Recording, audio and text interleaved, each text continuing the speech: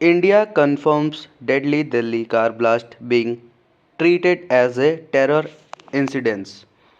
New Delhi car blast investigated as possible terrorism. Indian Police Services. Delhi car blast बहुत बड़ी और गंभीर खबर है। दिल्ली रेड फोर्ट के पास 10 नवंबर 2025 को एक कार ब्लास्ट हुआ जिसे अब तक आतंकवाद के रूप में माना जा रहा है। और सारी मुख्य बातें, अपडेट्स और जांच की स्थिति तो आ ही गई है और जांच चल भी रही है। फ़िलहाल बात करते हैं मुख्य बातों पर और स्टेटस पे। ओके, तो इसको red alert we all call Red Fort car blast की ये पूरी जानकारी 10 नवंबर 2025 की शाम के करीबन 7 बजने वाला था। 6:52 के आसपास की घटना है ये। दिल्ली के Lal Qila red fort metro station के गेट नंबर 1 के पास एक कार विस्फोट हुआ। यह विस्फोट इतना तेज था कि आसपास की गाड़ियाँ गाड़ियों तक ने आग पकड़ ली। जान माल का नुकसान और शुरुआती रिपोर्ट्स में 8 से 12 लोग मारे गए थे, ऐसा बताया जा रहा था। बट फाइनल रिपोर्ट में 20 लोग घायल भी बताए गए। बाद में सरकार और अन्य सूत्रों ने मृत्यु संख्या को बढ़ाकर लगभग 12 बताया और फिलहाल हर्जाने और मुआवजे की घोषणा भी की गई। जांच एजेंसियां जो हैं, investigation departments, NIA national investigation agency, इसको मामले की जांच सौंपी गई है और फिलहाल एनआईए के द्वारा जांच चल रही है। विस्फोट में आत्मघाती सुसाइडिक हमले की आशंका है। एनआईए ने जम्मू कश्मीर से एक संदिग्ध को गिरफ्तार किया है। आमिर राशिद अली नाम का व्यक्ति है। विस्फोट में जो विस्फोटक इस्तेमाल किया गया, प्रयोग किया गया है, इसकी प्रकृति फॉरेंसिक टीम द्वारा जांची जा रही है। तर्क एवं मकसद, इनका मोटिव क्या रहा होगा? पहली जांच में कहा जा रहा है कि यह विदेशी लिंक वाला हमला हो सकता है। माना जा रहा है कि यह हमला एक बड़े आतंकवादी नेटवर्क का हिस्सा हो सकता है जो कई शहरों में हमले की साजिश रच रहा था। खुफिया एजेंसियों को यह भी आशंका है कि लगभग 200 के आईडीएस बनाए जाने की योजना थी और दिल्ली एनसीआर में विभिन्न हाई टारगेट जगहों को निशाना बनाने की तैयारी की गई थी। रिस्पांस क्या रहा? केंद्र सरकार ने इस धमाके को आतंकवादी घटना का करार दिया। प्रधानमंत्री मोदी और अन्य नेताओं ने हमला निंदनीय बताया और दोषियों को बख्शे जाने की बात नकार दी है। अमेरिका समेत अंतर्राष्ट्रीय लोग भी इस घटना की निंदा कर रहे हैं और एनआईए ने आमिर राशिद अली को गिरफ्तार किया है। आरोप है कि इस मॉड्यूल में डॉक्टर उमर नबी की भी भागीदारी है, जिन पर विस्फोट की योजना बनाने का आरोप है। मीडिया रिपोर्ट्स में कहा गया है कि संदिग्धों के पास 32 पुराने वाहनों का नेटवर्क था और लगभग 26 लाख फंडिंग की गई थी। भाई साहब, समझ रहे हैं आप? और लीगल एक्शन तो लिया ही जाना है। मामला अनलॉफुल एक्टिविटीज़ प्रिवेंशन एक्ट के तहत दर्ज किया गया है। यूएपीए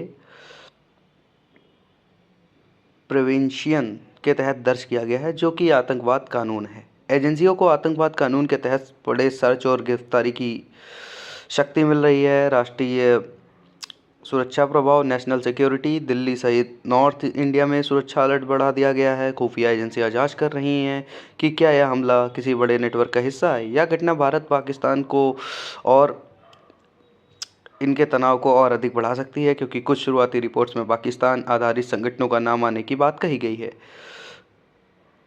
फैक्ट्स पे बात करते हैं। एनआईए ने पुष्टि की है कि यह पहला आत्मघाती हमला सुसाइडिक अटैक था जो दिल्ली में हुआ।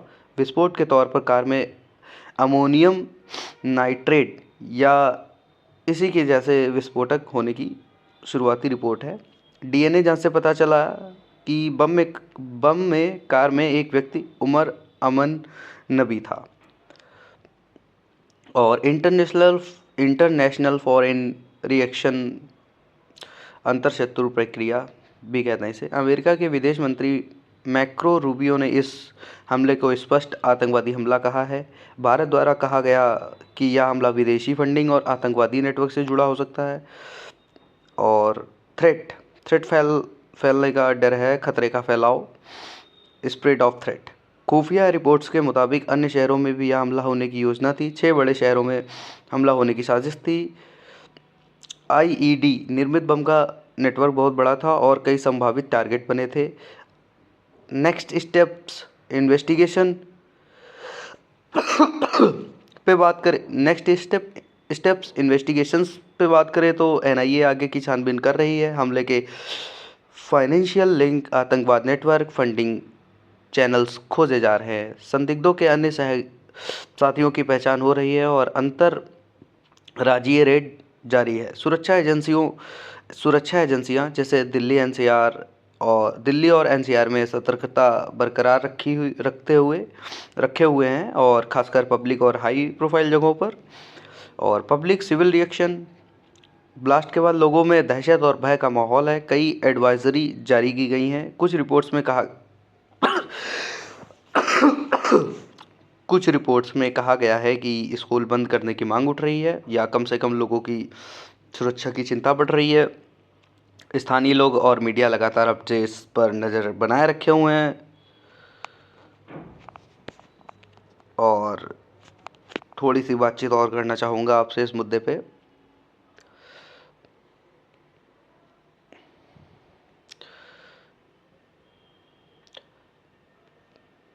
ताज़ा अपडेट्स कुछ इस तरह से हैं। 17 नवंबर को एनआईए ने एक्टिव को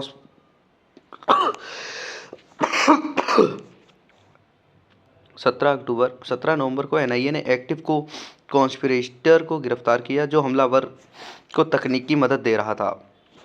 एक और सहयोगी पकड़ लिया है एनआईए ने। आरोप है कि उसने रॉकेट बनाने की कोशिश की थी। भाई साहब, मुख्य साजिश का खुलासा डॉक्टर उमर। जांच में यह पुष्टि हुई है कि विस्फोट कार जैविक आत्मघाती हमला सुसाइड अटैक था और ड्राइवर उमर उन नबी था।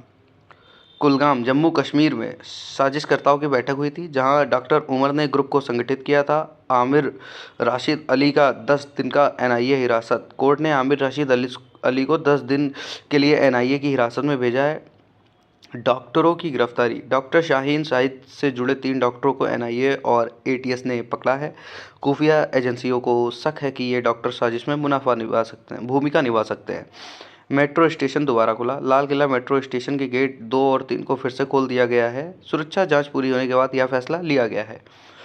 6 राज्यों में छापेमारी। एनआईए ने विस्फोट से जुड़े हुए संदिग्ध मॉड्यूल फरीदाबाद, सहारनपुर पर छापेमारी की। ये नेटवर्क 6 राज्यों तक फैला हुआ है।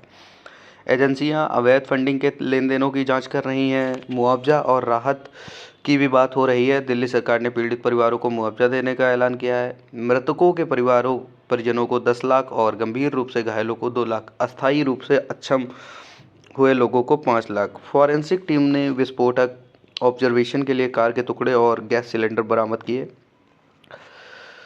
गृह मंत्री अमित शाह की अध्यक्षता में बड़ी बैठक हुई जिसमें आईबी चीफ ऑफ एनएसए, राष्ट्रीय सुरक्षा सलाहकार भी शामिल थे। घटना के बाद सुरक्षा अलर्ट बढ़ा दिया गया है और जांच को तुरंत आगे बढ़ाने के निर्देश दिए गए हैं।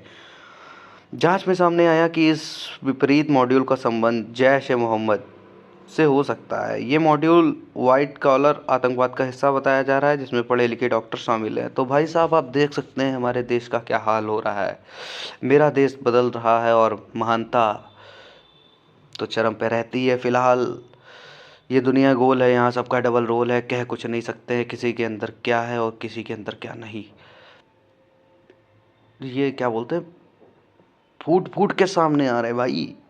और अगर ये तो माननीय प्रधानमंत्री जी और योगी जी की सरकार है तो मामला हाई ऑन अलर्ट रहता है और सुरक्षा का भी रहता है और पुलिस प्रशासन भी हाई अलर्ट पे रहता है। इसलिए शुक्र है, ये मैं ऊपर वाले से ऊपर वाले का धन्यवाद करता हूँ और पुलिस प्रशासन का सभी का कि कोई बड़ी घटना नहीं हुई। पर जान तो 12 लोगों की गई ना। आतंकी हमला हुआ ना। 6 लोग 6 राज्यों में फैले होने की इनका संगठन जो भी फलाना है, क्या बोलते हैं, संदिग्ध मॉड्यूल 6 राज्यों में फैले होने की बात कही गई है। भाई साहब, तो भाई डीप ये निंदनीय है, काफ़ी ज़्यादा निंदनीय लगा मुझे। और क्या ही कह सकता हूँ मैं, बाकी जो जानकारी देनी थी आपको वो मैंने दे दी है। और फ़िलहाल के लिए नमस्कार। इस मुद्दे पे बात करना ज़रूरी था, इसलिए मैंने वीडियो बनाई। नमस्कार।